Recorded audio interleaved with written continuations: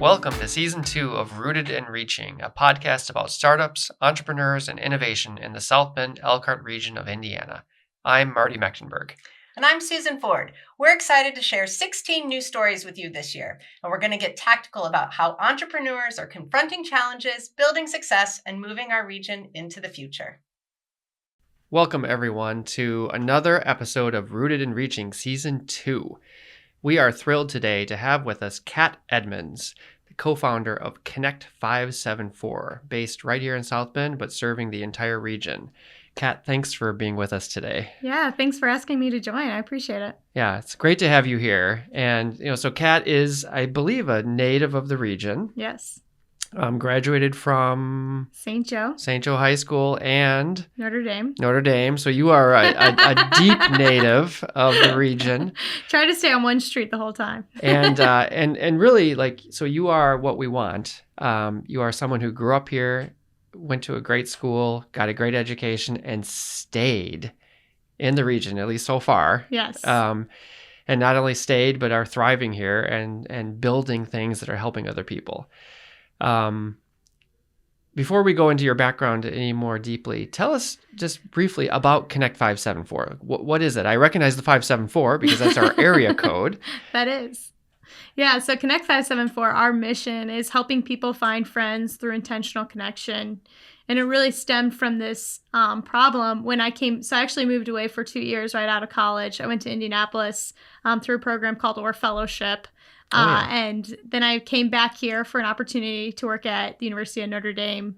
And when I moved back, there was this constant feeling and questions from other people of, there's nothing to do here. How do I make friends? I don't know what to do on the weekend. And it's like, if we want this region to be a thriving place to live, work, and play, you have to have friends. And so it sounds very the fundamentals, but yep. that was the big questions that were coming up that led us into Connect 574. So that's interesting, though, because obviously you grew up here. So even though you left for 2 years, you came back to an existing network. Yes. I would assume friends, family, many connections. So you were seeing this happen to other people, family. And family? Yeah, I mean, I'm fortunate where I'm one of 6, so I have a lot of siblings. Yeah. And 4 of us live here now. And so even talking among my siblings, it was like, well, we want more, we love each other, but we also want friends outside of just family. And so how do we start doing that? How do you find new people? How do we connect with others? And so that's kind of where it was stemming from was, obviously from people within my network, but also within your family and thinking bigger of how do you make other people feel like this is a great place to live and they're going to want to move back. Yeah. Did you first notice that when you moved to Indianapolis?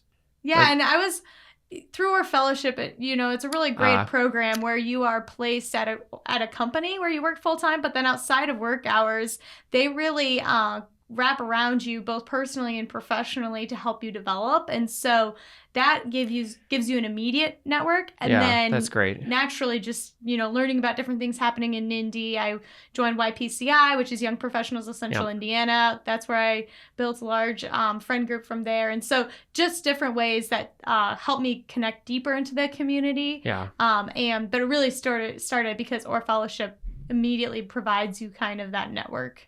Sure. Yeah, I mean, that makes sense. I can see that, walking into a fellowship opportunity is a little different than just moving to Indianapolis for a job. Exactly. Right? You kind of, they had this wraparound built-in network that came with the fellowship. Totally. Which is fantastic, and I'm sure they do that on purpose. They probably want you to stay in Indianapolis, so I'm really glad that... They do. I'm really glad that we got you back up here. I'm really glad that you brought probably some of the lessons that you learned as part of the Or Fellowship. I'm assuming you've been able to apply to Connect 574. Yeah, and I think one of the things that I really appreciated in Indy was YPCI. We had monthly happy hours, and they would be like 6 to 8 p.m. at different local businesses, bars, restaurants, and it was truly a friendship time. So come meet each other. And obviously you talk about work, but it was kind of getting to know people about who they are, what brought them here. And that to me was really core because there was over 150 people who'd come to these happy hours who just wanted to meet other people. Yeah.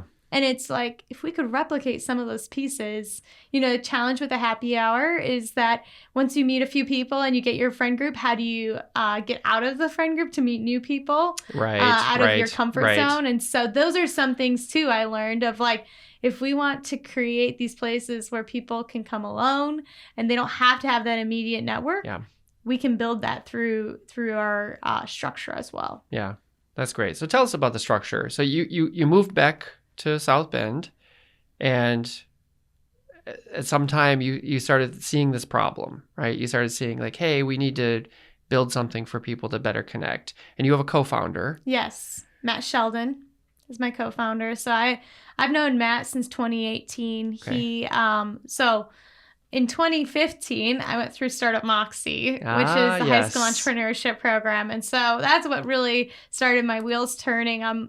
Okay, maybe I do want to stay in South Bend. Maybe I do want to get into business. Fantastic. Because prior to that, I thought I was going to go to Indianapolis, actually, to play soccer and study nursing. So I had committed to doing that. And so then I decommitted and applied to Notre Dame and studied business. Wow. So big change in my life because of going through Startup Moxie. But through that program, too, I met my co-founder, Matt Sheldon, who was going through the college program, and I was assisting with it. And he has now continued to develop out new businesses. So he's truly a serial entrepreneur where he started Game Day Your Way, which is a tailgating experience company. Another great startup here. Yes, great startup. They've done a really great job expanding.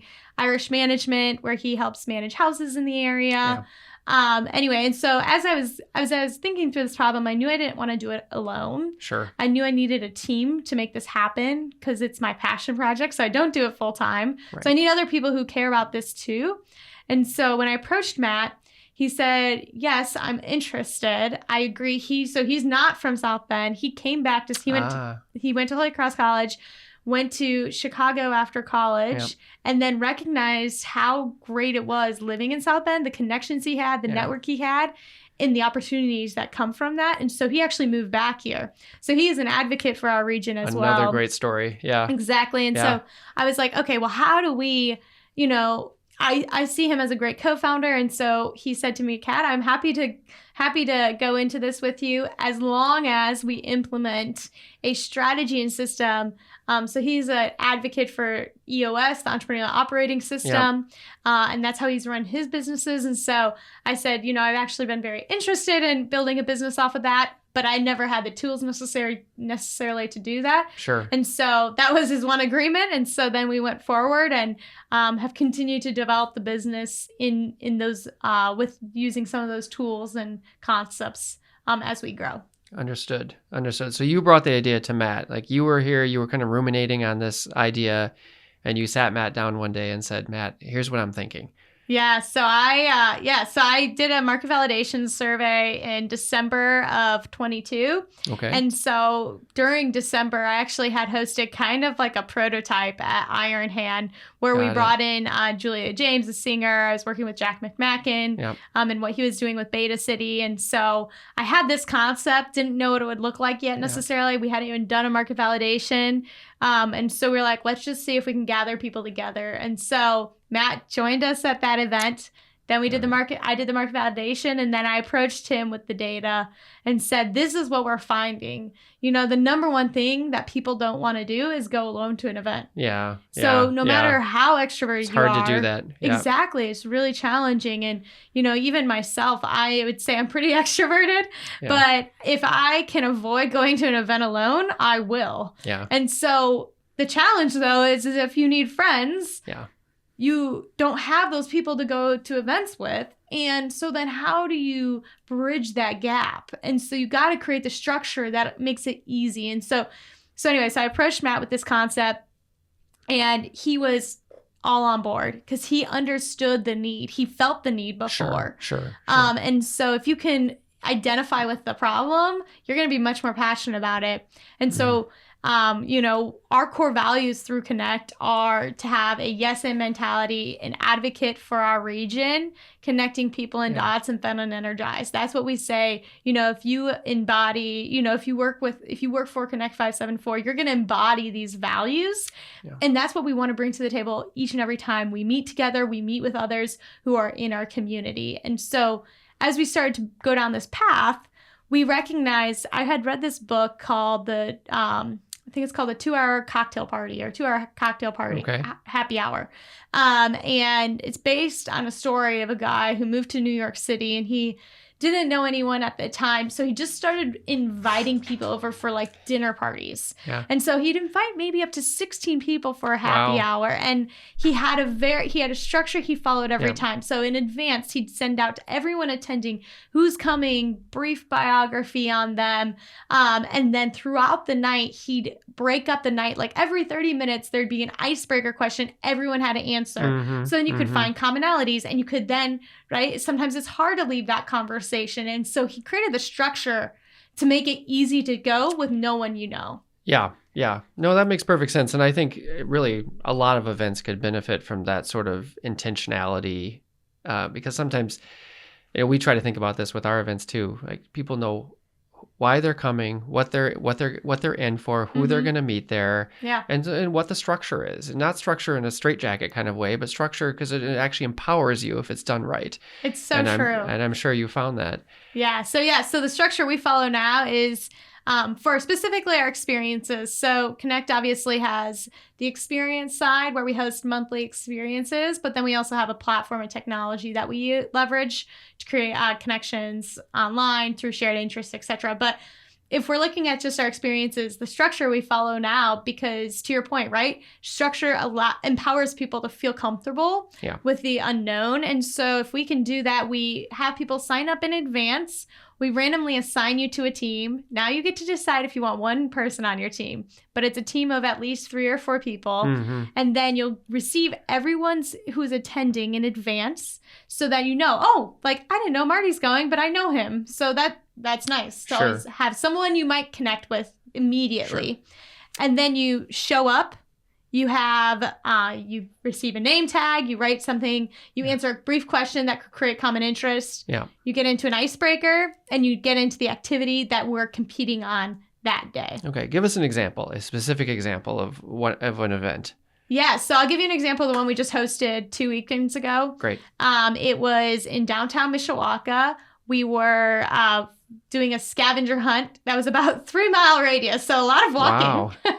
So if you ever want your exercise, come on over. Yeah. But so what we did is people signed up in advance. You got randomly paired on a team.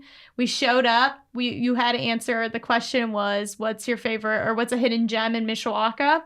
And so then my name said Cat, and then the hidden gem I wrote Cafe Capriccio, if anyone has never been. Great cafe there. Yep. Awesome pastries. And so then immediately when we're just chit-chatting, waiting for the event to start, I could see, and you might have, what would you write as your hidden gem? Oh, dear. A hidden gem in Mishawaka.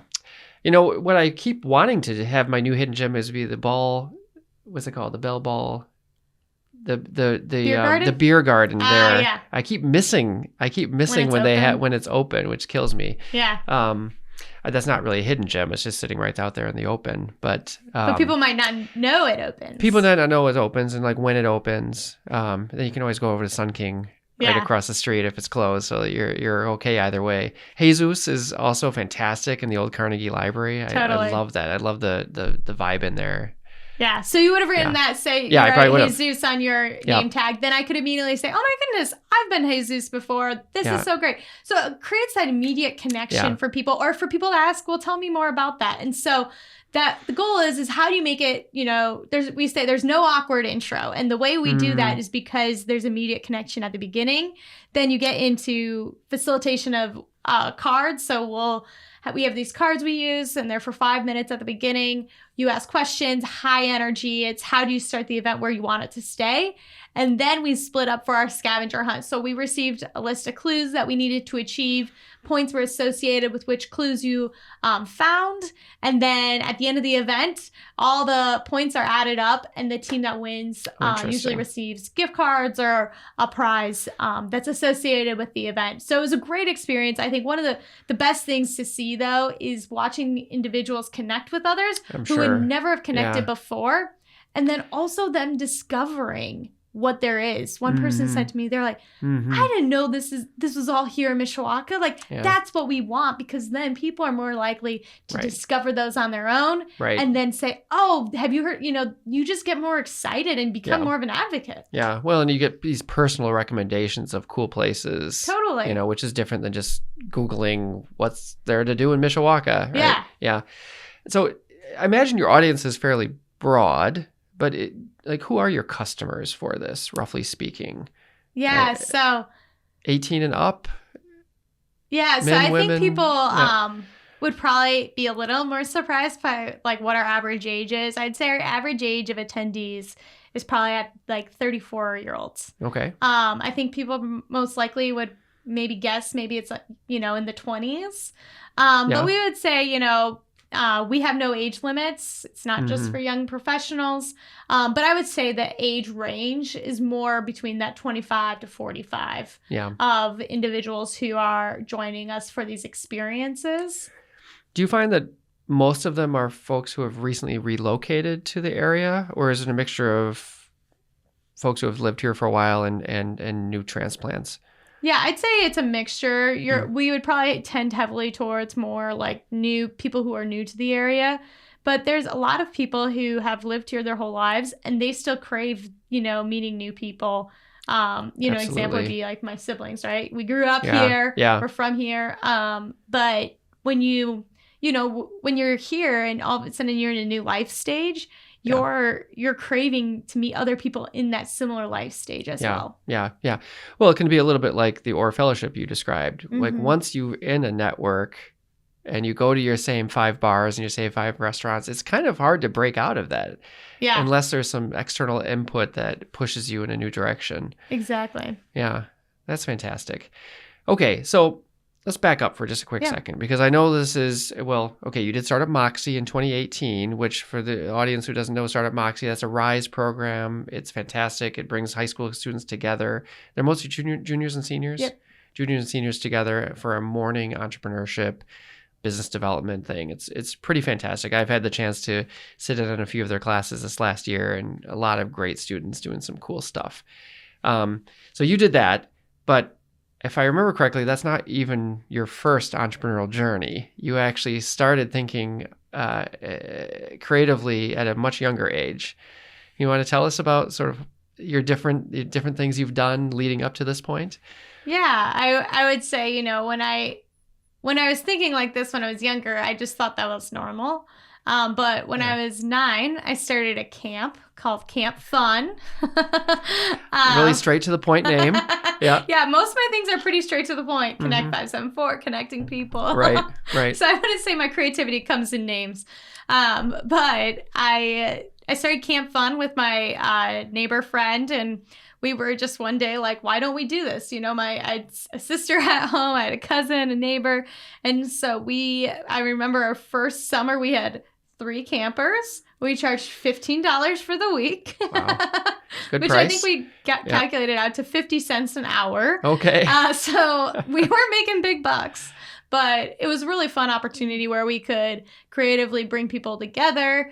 We would choreograph dances and songs to different musicals that we would host and create artwork. Yeah. And I am no artist. I'm far from that. But I think it was more the concept of being able to lead people and, bring them together. My sister always jokes that, I made them run sprints in the morning because that's what I thought would make sense at 9. But yeah. I live and learn. Well, it is noticeable that even at 9 years old, you were interested in doing something that brought people together. Yeah. Right. And creating a social venue for people to relate and spend time. So I would say, there's an old Latin saying or something like, give me the boy at 7 and I'll show you the man. And, the idea there is that, who you are by 7 years old is you're probably going to have a lot of those character traits even as an adult. And it sounds like that's definitely true for you. Even as a 9-year-old, you were doing this, and here you are today as an adult, doing it at a much higher level. Yeah. And I would say I feel really fortunate where I had parents who said, yes, try it. Yeah. I mean, it was in our garage. So they were very willing to let me try things, which I think is one of the things I admire from them, because I can't imagine a 9-year-old coming up and saying, hey, I want to build this camp and I'm going to charge people and this is what I'm going to do. I don't know if I'd be so like, oh yeah, of course. But your parents are like, hey, give it a try. And I think, you have to weigh the risk, right? Yeah. Like, there's very little risk in that. And, we continued to grow it. And I ran it till I was 17. No kidding. So from 9 until 17, you ran Camp Fun. I did. That is fantastic. We had 12 people at the end. So I always joke that I might bring it back for my nieces. I think it'd be pretty fun. Right. Okay, so I think I understand a lot of the why. Yeah. But and this season of Rooted and Reaching, we're also trying to get a little tactical into like the how questions. Mm-hmm. So I want to go back to Connect 574 for a minute, and ask you a little bit about like how did you develop the platform that allows this connection to happen, and how do you communicate this to a new person who moves to the region? Mm-hmm. Yeah, so two different questions there. You can take them in either order. In how we developed the platform, are you saying how did we think of the concept, or? Yeah, I would say like okay, you and Matt probably realized you needed some sort of digital platform. Mm-hmm.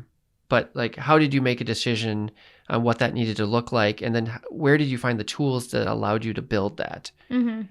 Yeah. So how we decided we needed the platform was after our first event. We were like, okay, if we are an event company, how do we know actually we're connecting people deeper into the region? We're one of the big things is the lack of awareness around what is happening. Yeah. And so if we're just hosting events, how are we creating awareness? And so that's where, we're like, we need a new way, another way, an added way where we can create deeper engagement for people. And we can, I always say, if you are measuring engagement based on people's event attendance, that's really hard, because you can't decide what their schedule looks like.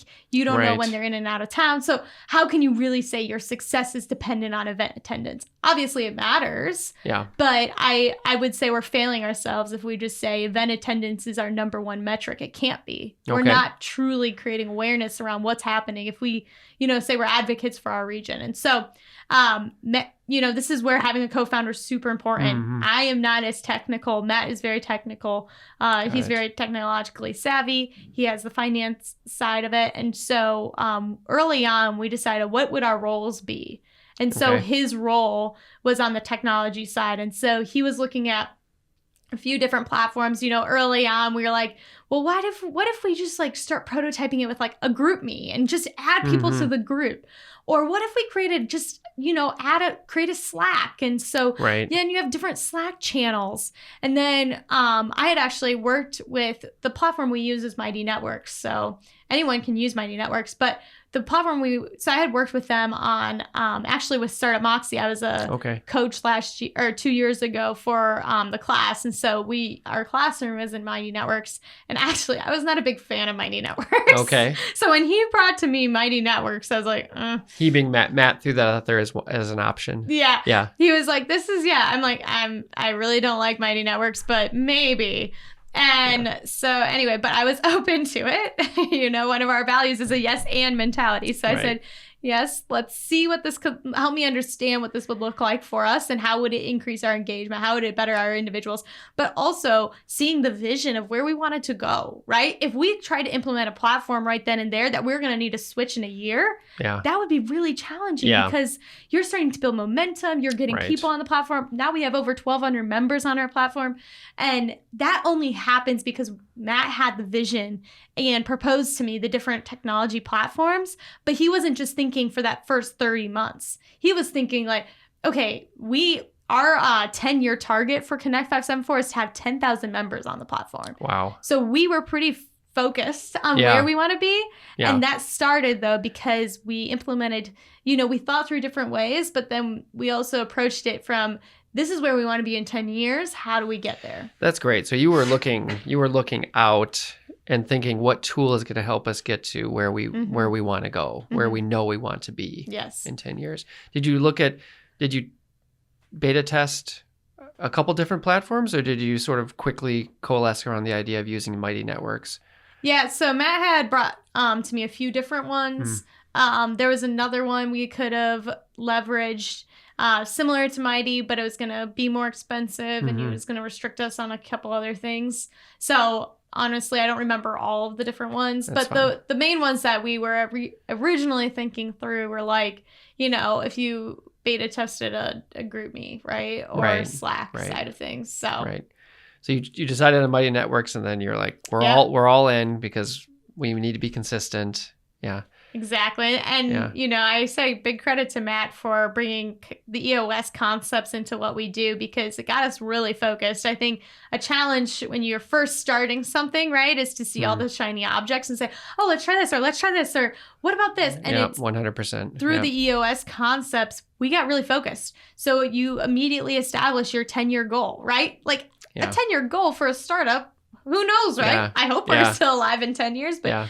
you have to have that confidence. And then, then you build out your 3-year targets and your 1 year and then your 90-day targets. And so it allows you then, you meet quarterly. And so when Matt and I first started, it was just us two. We didn't have a team. Now we have a team. And so meetings are a little more dynamic, but we would meet at those 90-day meetings, or the quarterly meetings, you meet for 3 to 4 hours. Yeah. And so you're talking through everything right then and there. Yeah. And then you get aligned to move forward for those next 90.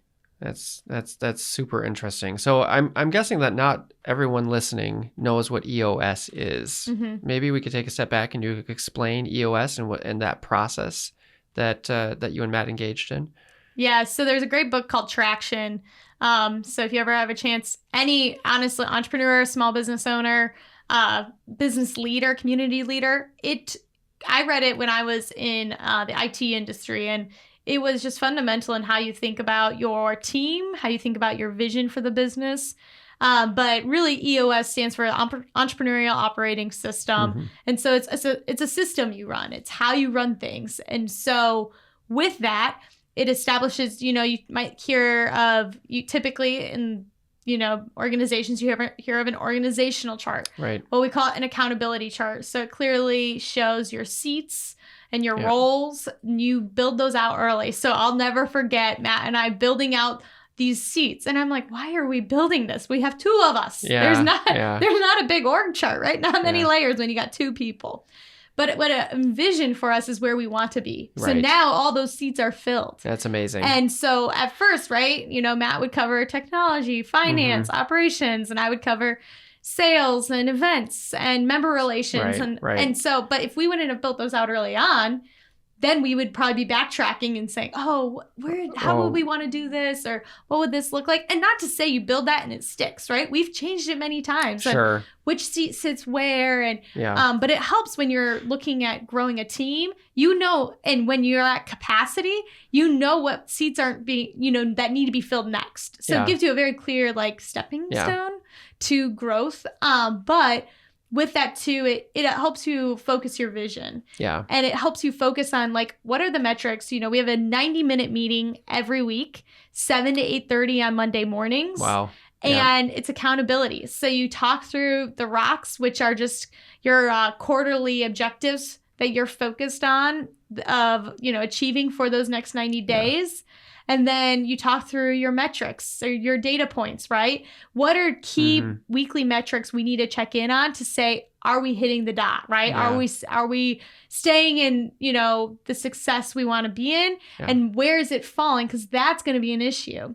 There's this concept of issue tracking, which I always say to people, issues sound like such a negative thing. But I think what's helpful is it creates this really dynamic conversation with your team. Yeah. Because during the meeting, I think some people are like, if it can be in an email, send me the email. Yeah. And the meeting is truly a problem-solving meeting, because we just go through those issues and say, what if one of the issues are like lack of attendance? Okay, how are we going to fix that? Who's on communications? It just creates these tasks quickly. How do you come up with the issues? So does that happen in advance, or is that? Yeah, so it's on the team to add to the issues list throughout the week. Okay. And then they're all rated at between 1 to 5, 5 being most important. And so then we will take priority on the top ones, and then as we go through, but it's about 60 minutes of problem solving. Yeah. But it creates that true collaboration among the team. And so it's not just happening in silos. Right. And I look at other organizations and I'm like, if only you could implement this, because it gets you on board, it gets you aligned. Yeah. So if a listener wants to learn more about this, the book Traction is what you would recommend as a starting point? 100%. Okay. Yeah. Please read Traction. Do you remember the author by any chance? What? Do you remember the author by any chance? Gino Wickman? Gino Wickman. Yes. That does sound familiar. Okay, so that sounds interesting. I have not read that book yet myself. It sounds like I better add it to my list. Yeah, it's just like, and if you're looking at evaluating your team, right? Yeah. Who gets it, wants it, has capacity to do it, right? Those are key things to evaluate. Yeah. And if they get it and they want it, but they don't have capacity, well, how do you reverse that? Or if they get it, but they don't want it, it's not going to work, right? So it just really gives you good concepts to think bigger about where you're trying to go. And it might seem, I thought it was silly to implement so early on, but I'm so thankful we use those concepts today. I kind of like the way you're describing it too, because it also, in a way, it forces you to dream big right from the beginning. Yeah. So you're thinking about seats or positions that you don't have yet, but you may need in the future. And lo and behold, you have been able to grow that way and to fill those seats, which is, I guess that's fulfilling the vision. Yeah. Right. Which is great. Yeah. So Connect 574 participated in McCloskey this year. Mm-hmm. Tell us about, what was that experience like? Yeah. So it was awesome. We had heard about McCloskey. I was a student at Notre Dame, so I had heard about it from peers then. And then my boyfriend had participated in McCloskey twice, as he was an esteemed student, and then once he was living in the region. And so I had heard about opportunities, and so as we were looking to grow, it's more of those things like, why not? Sure. Take the opportunity, see what see where we could go with it. But also I think what it really allows you to do is it allows you to get pretty aligned with your team, because it makes you dive deeper into where is it that we're trying to go, and where are their biggest challenges and gaps. So I think that was one of the best things it provided us, was that opportunity. Is that because you had to refine a very specific pitch as part of that? And so that forced the team to say, like, we need to talk about what we're doing. And how long did you have?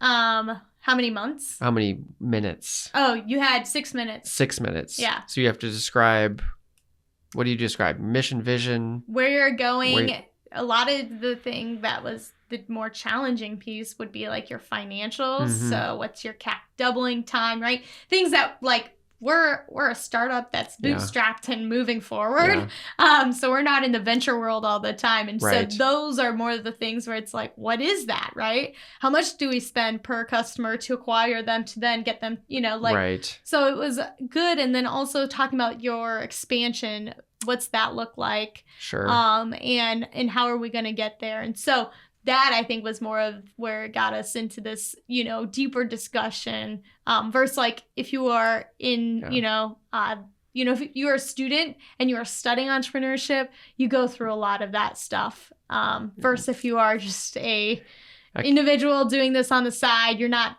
talking through the more of the academic side of that makes sense. So it forced your team to think a little bit differently about some of those aspects of the entrepreneurial work you're doing. I'm glad you mentioned funding, because obviously none of this stuff is free. Nope. And a big question that we always get is like, how did you figure out the funding piece? You're a new startup. How did that work for you? Yeah. So initially, when Matt and I entered into this partnership together, we had self-funded it. And so we went in with the risk that we would be willing to take to see if this would make sense. Does this concept work? Yeah. And then as we were starting to grow, we recognized with the seats, we desperately needed to build out marketing and communications. If we were going to grow, that's how we're going to grow. Yeah. And so that costs money. It's not necessarily connected to revenue at the same time. And so how can you find places that believe in you, believe in the entrepreneurs and the vision and mission, also recognizing it's early stages. And so we had launched in our first event was February of 23.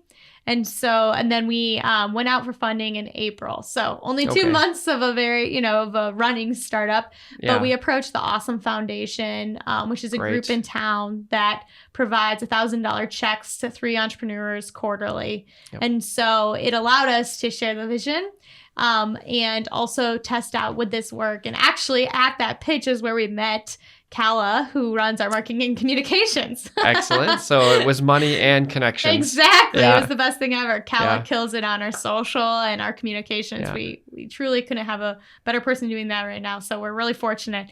And then at the same time, through talking with other people, we heard about this proof of concept fund through the South Bend Elkhart Regional Partnership and the startup Elkhart South Bend. Yep.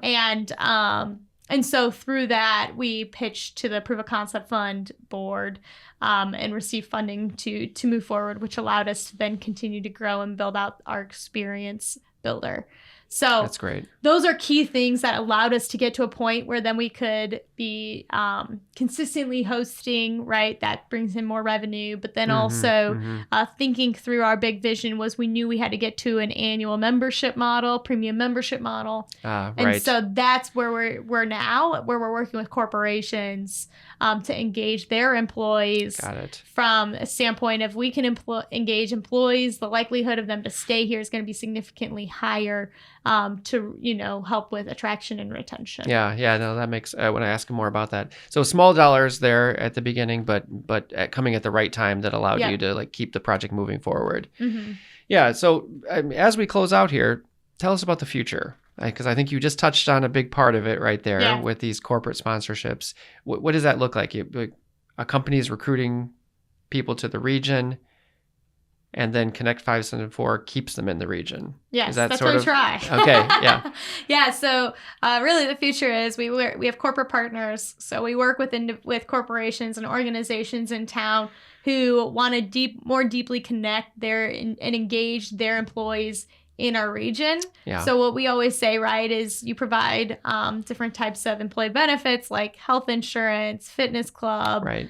And we're another employee benefit, but we're the social side. So sometimes I think employers feel like, oh, I just recruited this person, but they're not, they don't have family here. They don't have connections here. But, is it my role to be their social hub, or is there somewhere else we could refer them to? And so that's where Connect comes in and plays a role. Are you seeing some of those corporations actually recognizing the value in that? Yes. In our region? Yeah, so we're in early stages of partnering, but we've seen traction with it. We're continuing to work on how do we better connect with those employees to more deeply engage them. But we are seeing traction, and I think the bigger focus that we're right now working on is how do we become the best concierge member engagement platform. Mm-hmm. And so if we have people within our platform who are in charge of, focused on member relations, and they are understanding everything you enjoy doing outside of work, what you're interested in, and if one of our values is connecting people in dots, we need people who are constantly thinking like that and adding value. Right. Because you're going to then see that and, come to our experiences and stuff like that. Yeah, I love the way you described this, for a corporation potentially as something similar to healthcare. You have a healthcare plan, you have a 401k plan, you have an HSA, whatever it might be, different employee benefits. The social piece probably gets ignored most of the time. Yeah. Even though at the end of the day, that might be critical to retention. Mm-hmm. Because if people come here and don't feel connected, don't make friends, don't fall in love, whatever it might be, how long are you going to keep them? Exactly. They're gonna move off somewhere else. Yeah. So I love that description of that kind of social network, social service. Yeah. And one thing we're seeing right now, and you saw from the the general surgeon general, is this Right. epidemic of loneliness. And so what's really challenging right now is that people there's not the kinds of, Rob Putnam wrote the book Bowling Alone, but Right. we don't see these like bowling clubs anymore. There's not these groups that just naturally form.